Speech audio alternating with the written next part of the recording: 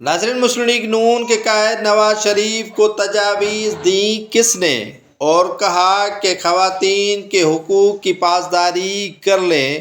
یہ نقل کیا بے نظیر بھٹو شہید کا یا خود میں عقل آ گئی؟ مسلم لیگ نون کے چیف آرگنائزر مریم نواز خواتین کے حقوق کی علمبرداری کا علم اٹھا لیا۔ مسلم لیگ نون کی چیف آرگنائزر مریم نواز نے خواتین کے مسائل اور انہیں مردوں کے شانہ بشانہ رکھنے کے لیے عام انتخابات میں اپنے والد کو ٹکٹ دینے کے لیے تجاویز دے ڈالی۔ صرف معاملہ یہی ختم نہیں ہوا، مریم نواز نے خواتین کو پاور میں لانے کے لیے بھی اپنے والد کو تجاویز دیں، اور مسلم لیگ نون نے پہلی مرتبہ خواتین کو خاصی جگہ دینے کے لیے اپنے مینیفیسٹو کا حصہ بنا لیا ہے۔ جی ناظرین، مسلم لیگ نون جو کبھی خواتین کے مسائل پر اتنی گفتگو کرتے نظر نہیں آئی، پیپلز پارٹی کی شہید چیئرمین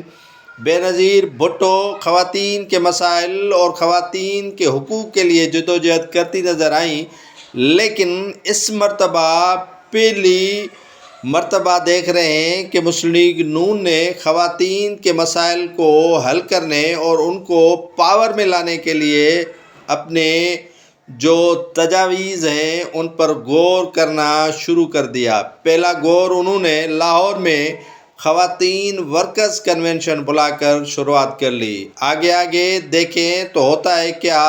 یقیناً یہ اچھا اقدام اور اچھا فیصلہ ہے کہ مسلم لیگ نون خواتین کے حقوق کی بات کر رہی ہے۔